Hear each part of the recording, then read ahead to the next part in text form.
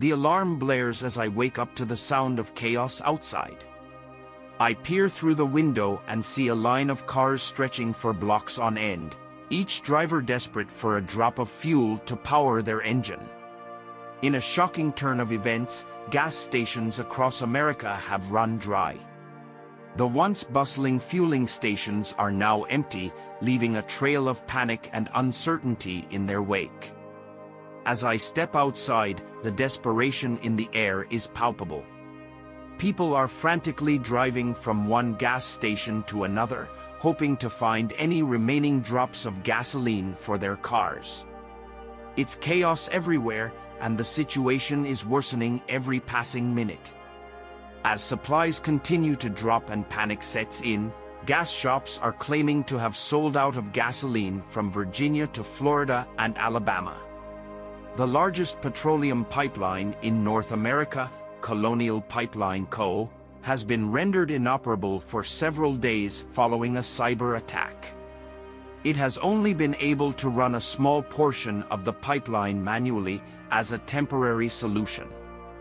The company does not anticipate being able to fully restore service until the weekend, leaving us all with a dark cloud of uncertainty. The White House is working to find a solution to the issue, but it feels like there's no end in sight. Refineries along the Gulf Coast may be forced to cease operations, as they would have nowhere to store their product to be processed. It's a domino effect, and we're all caught in the crossfire.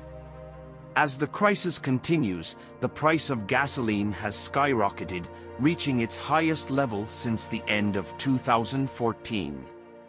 It's almost $3 a gallon, a price too high for most to bear.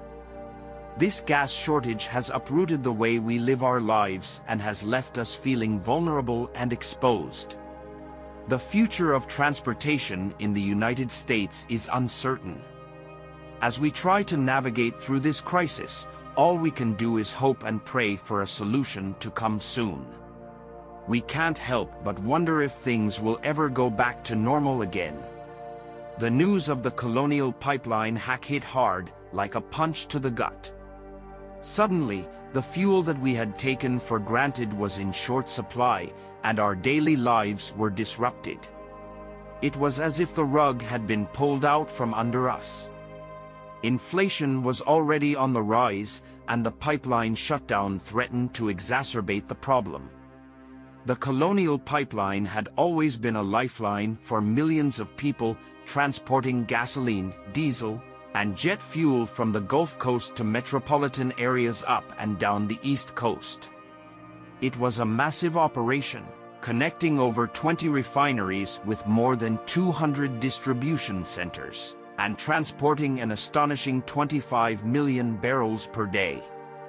But now, the pipeline was no longer operational, and towns and airports were forced to scramble for alternative sources of fuel. For some, this meant importing petroleum and tankers from afar, while others were left to rely on trucks to keep their communities running. It was a devastating blow, and the Federal Bureau of Investigation, FBI, quickly identified the ransomware group responsible for the attack. But despite the severity of the situation, there was no indication that the hack would escalate into an international incident. Even as rumors swirled that the hackers might be linked to Russia, Vice President Joe Biden was careful not to assign blame. And the Kremlin denied any involvement in the attack, insisting that Russia was not responsible in any way. In the midst of the chaos, Colonial's CEO and other top officials worked to reassure the public that they had the situation under control. But as gasoline supplies dwindled and summer travel plans were disrupted, it was clear that the fallout from the hack would be far-reaching. American Airlines, for one, was forced to modify long-haul routes in order to add fuel stops, a clear sign that the pipeline shutdown was already having a major impact on air travel. For many Americans, the pipeline hack was a wake-up call, a stark reminder of just how interconnected our world really is. As we struggled to find fuel and make alternate plans, we realized that we were all in this together, united by the need to adapt and overcome.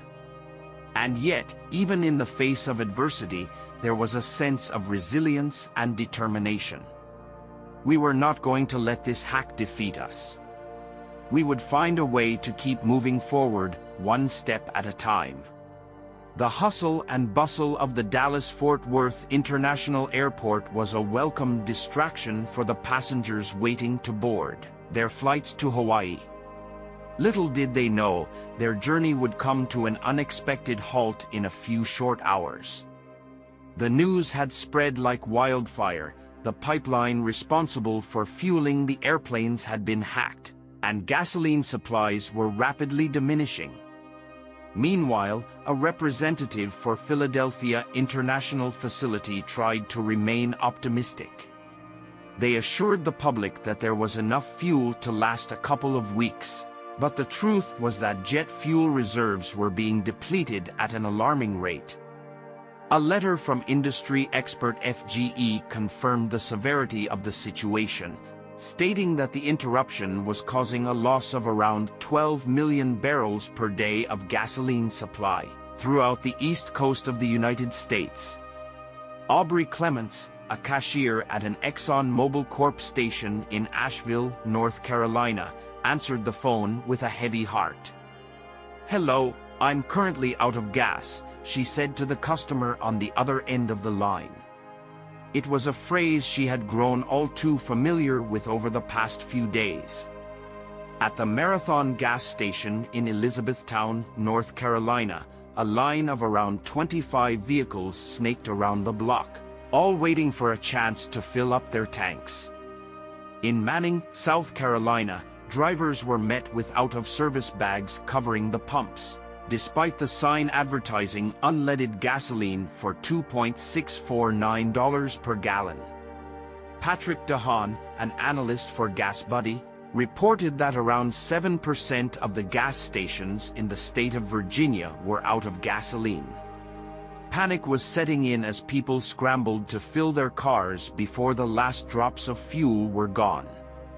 In an 18-minute virtual meeting, Colonial Pipeline CEO Joseph Blunt tried to reassure the public that they were doing everything they could to prevent shortages. The pipeline provided service to 90 United States military sites as well as 26 oil refineries, making the suspension even more concerning. As merchants and dealers frantically searched for alternate suppliers, the cost of oil tanker charters surged in the United States. Refineries began to reduce their output, and emergency shipments of gasoline and diesel from Texas were already on their way to Atlanta and other cities in the southeast, via trucks. The spread between retail and wholesale prices of gasoline in the New York region reached its biggest point in the last 3 months. It was clear that this incident was merely the most recent example of ransomware attacking essential infrastructure. The growing threats had spurred the White House to propose tightening security at utilities and their suppliers. Pipelines play a crucial role in the economy of the United States, making this issue of particular significance. Hackers had planted networks with harmful software that encrypted the data and locked the devices until the victims paid the extortion charge demanded by the hackers. The emotional toll of this attack was immeasurable, leaving people feeling vulnerable and scared for what the future might hold. The news of the pipeline attack had spread like wildfire, striking fear and uncertainty into the hearts of Americans everywhere. It was a chilling reminder of the fragility of our infrastructure and how vulnerable we are to cyber attacks. The enormity of it all was not lost on anyone. This was the largest attack of its kind in U.S. history, and the impact could be felt far and wide. Amidst the chaos, DarkSci, the notorious hacker group, denied any involvement in the attack, claiming that it was likely the work of one of its affiliates.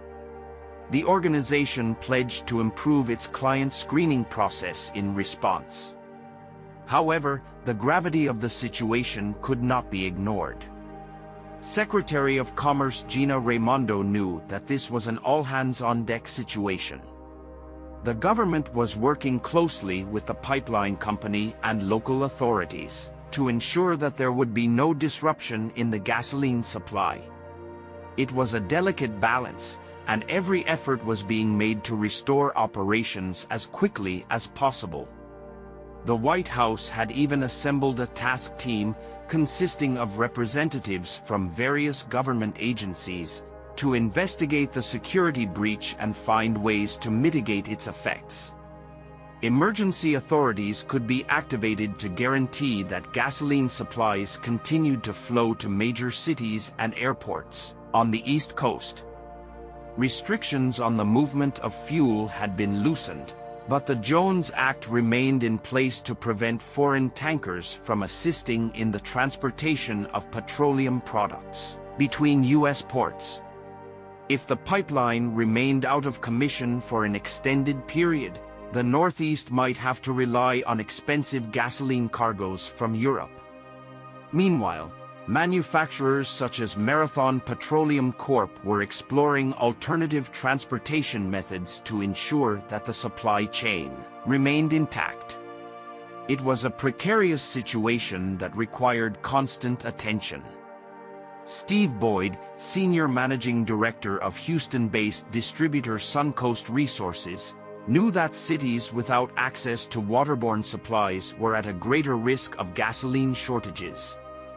He was bracing himself for a massive rush of orders if the pipeline remained out of service for much longer.